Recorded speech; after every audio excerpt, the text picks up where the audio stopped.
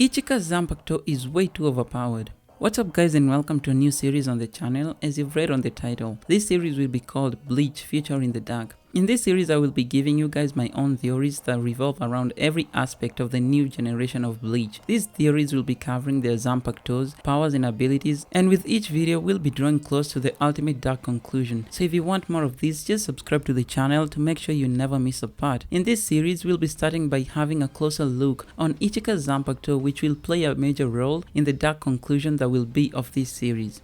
Ichika is the daughter of Renji and Rukia. She's a jovial prodigy who has already joined the ranks of the Gote 13 at the young age of 8. Apart from her glowing eyes, her main standout feature is a crimson hair that resembles that of her powerful father, Renji Abarai. Ichika is born of two very powerful shinigamis, being Renji and Rukia, with Renji having unlocked his true Bankai during the war and Rukia possessing the second most powerful ice-type Zanpakuto in the Soul Society, which makes her the second strongest ice manipulator in the universe. It's justified to say that we already had an idea that their union would give birth to a monster of strength. And we were not wrong, as Ichika at just 8 years has already attained Shikai, as evident by the personalized guard on her sword. That guard will be monumental later on, so keep memory of it. In the final chapter of Bleach, we saw Ichika invade Kazuo Kurosaki's room by using a ball of dark matter, most likely Reiatsu, that was suspended in the air. How did she get there? And what was that ball of dark matter that she emerged from? Before I answer those questions, let us look at a common fictional mode of transport or travel, known as teleportation. The Wikipedia page for teleportation describes it as an hypothetical transfer of matter or energy from one point to another without traversing the space or distance between those 2 points.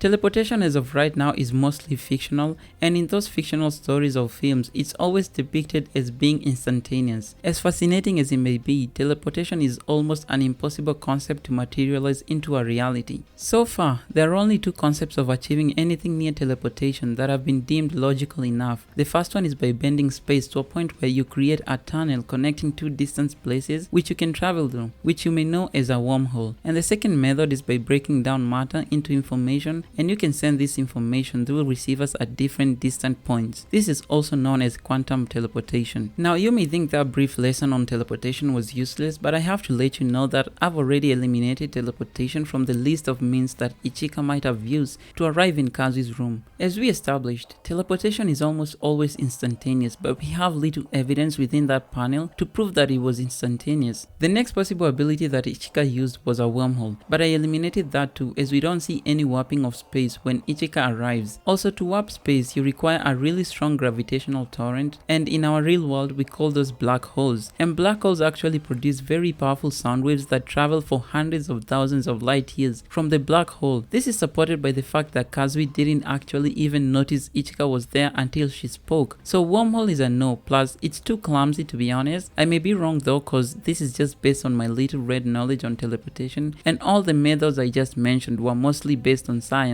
and science and fiction have never been the best of friends. But do not worry, there is last one method that I strongly believe Ichika used, and this method is majorly based in fiction actually. As the title of the video says, Ichika Zanpakuto is crazy and too powerful, and I'll tell you why, but for you to understand the ability of a Zanpakuto, allow me to diverge again and bring another person who's my favorite new hero into the story. This is Derek James, also known as Sideways.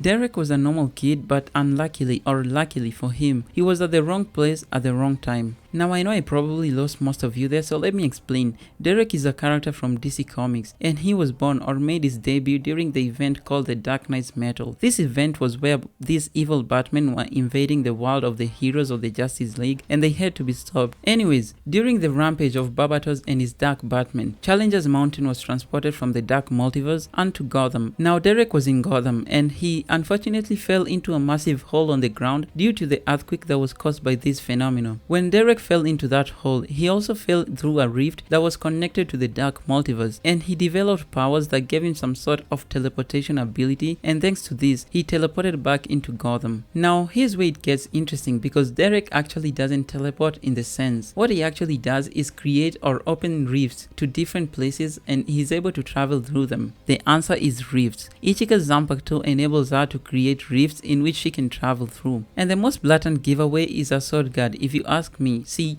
we don't get rifts in space in our real world, at least I have never seen one, but we do get rifts on the earth, and those rifts resemble lightning, which is symbolized by the Zap symbol. Now you may say, but it could just mean that she has the power to control lightning or electricity, and to that I say no. She entered Kazu's room, and what she entered through is similar to a rift. Furthermore, even if she had the power to control electricity or lightning, I don't see how that would enable her to actually appear into Kazu's room. Furthermore, rifts are much more neat and quiet, which would explain why Kazui didn't hear Ichika arriving in that rift, though I still find it weird that our rift are circular. And if you recall, we actually saw something similar in Bleach, and this was when Yuha was leaving the Soul King's palace to go back into Soul Society, and he opened a portal or something of that sort, but I would most likely associate that with Gagantas and Senkaimon. If Ichika Zanpakuto has a dedicated ability of opening gateways, then it has to be rifts, because rifts are the most powerful forms of interstellar gateways. And I will say that the reason why her rifts are in circle or circular is because she hasn't fully mastered the power of a Zanpakuto. As Ichika continues to grow and evolve and get stronger, she will make more furnished rifts. And the reason why I don't think a Zanpakuto could just have the ability to control or conjure up electricity is because I don't believe that Taito Kubo would be that obvious and basic. Now that I've established my theory on Ichika being capable of using rifts through her Zanpakuto, I'll now say the reason why I believe her Zanpakuto is too powerful. The power to create rifts in time-space allows you to literally hop through dimensions or to wherever the fuck you want to. This gets even crazier as it's not limited to a single universe only. Ichika can even make rifts into other universes, other multiverses, and even other whole new dimensions. This is just insane, guys. Ichika can even manipulate the rifts to create literal black holes, and this is just me listing the common attributes of rift manipulation. We don't even know the other personalized abilities she could have.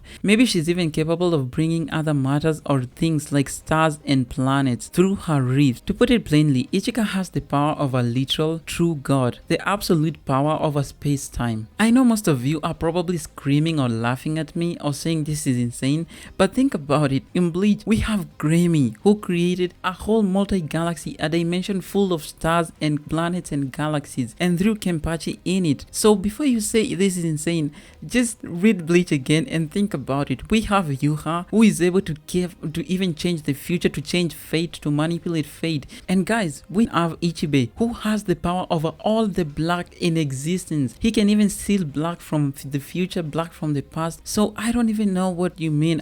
I'm even guilty of saying that this theory is insane. This theory is not insane. This is Bleach basic. This is the bare minimum in Bleach. Anyways, that's about it for Ichika and Zanpakuto. And in the next part of this series, I'll be taking a closer look at Kazui's Zanpakuto and the unimaginable power that it actually may possess. If you enjoyed this video, please give it a like and share it, and I'll be grateful. That's it from me. Hope you have a fantastic day, and see you later.